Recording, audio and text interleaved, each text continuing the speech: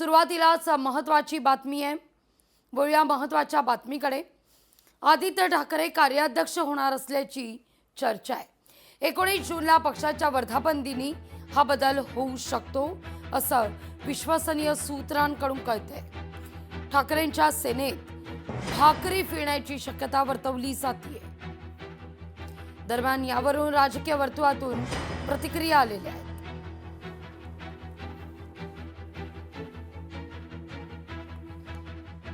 आमच्या पक्षामध्ये आमचे वरिष्ठ सगळे नेते आहेत।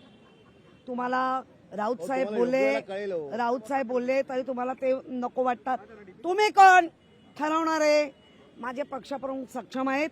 आमच्या पक्षप्रमुखांचे सगळे म्हणजे मजबूत खांदे आहेत आणि त्यांना अधिकार दिलेले आहेत।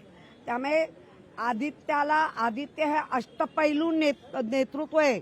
हे महाराष्ट्रापुरतं नाही, देशाला पण आहे। आपला पक्ष कशामुळे वाढू शकतो आणि आपल्या पक्षाची कशामुळे वाताहत होऊ शकते माझ्यापेक्षा त्यांच्या पक्षप्रमुखांना जास्त चांगलं कळतं। त्याप्रमाणे ते निर्णय घेतील। मी त्यांना सल्ला देणारा कोण आणि हा सल्ला देण्याचा आगाऊपणा मी करावा असं मला अजिबात वाटत। 19 तारखेला आदित्य ठाकरेंना कार्याध्यक्ष नेमणारे अशा चर्चा ज्या येत आहेत, मला वाटतं ही इतिहासाची पुनरावृत्ती आहे। इतक्या मोठ्या घडामोडी होतील असं त्याचं मला आश्चर्य वाटतंय। त्यांच्या पक्षाचा जरी अंतर्गत प्रश्न असला तरी शिवसेनेमध्ये उबाठामध्ये अनेक ज्येष्ठ नेते आहेत। त्यांना जर कदाचित त्यांच्यावर जर काही आणखीन दिला असता पदभार तर ते पक्षाच्या काही कामं आले असते, परंतु आता तिथे कुणाचं चालणे नाही। एक कलमी कार्यक्रम जो आहे तो आता होताना आपल्याला पाहायला मिळतोय। बोंधू अशोक खरात प्रकरणामध्ये सामाजिक कार्यकर्त्या अंजली दमानिया यांनी पत्रकार परिषद घेत गौप्यस्फोट केलेले आहे। अशोक खरात याला कोण कोण फोन करायचा, त्याला कुठल्या राजकारणानं किती वेळा कॉल केले, या सगळ्याचा लेखाजोखा त्यांनी पत्रकार परिषदेत मांडलाय। पाहूया।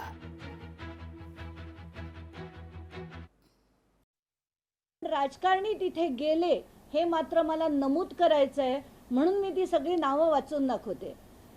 नाशिकचे आमदार नितीन पवार, चंद्रकांत पाटील, चंद्रकांत पाटलांचे पीए मंगेश देशपांडे, उदय सांगळे जे सिन्नरहून उभे होते, जे हरले, ते देखील गेले होते।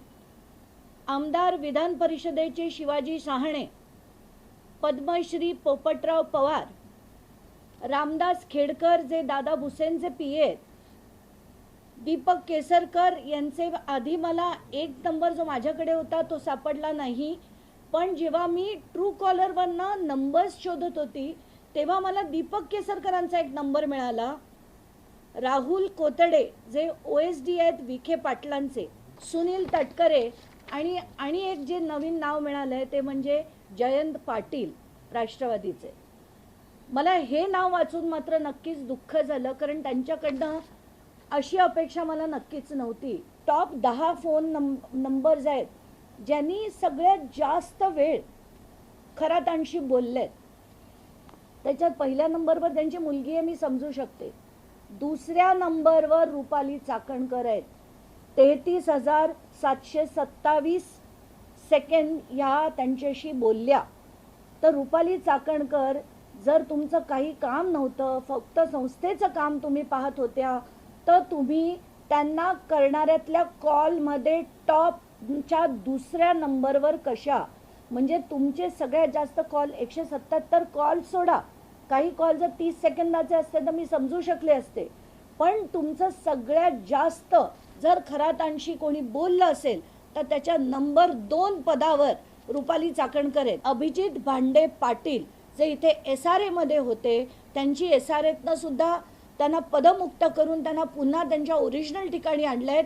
यांना खरं तर पदमुक्त करणंच गरजेचं आहे, यांना सस्पेंड पण नाही, त्यांना रस्टिकेट काढून टाकणं गरजेचं आहे। हे अभिजित भांडे पाटील, त्यांचे 2 फोन्स आहेत। एका फोनवरनं त्यांनी खरातांशी 143 वेळा संभाषण केलंय आणि दुसऱ्या फोनवरनं 53 वेळा। तर ही त्याची अख्खीच्या अख्खी लिस्ट किती कॉल्स त्यांनी केलेत। लोकशाही मराठी ऐका, पहा, जागरूक रहा.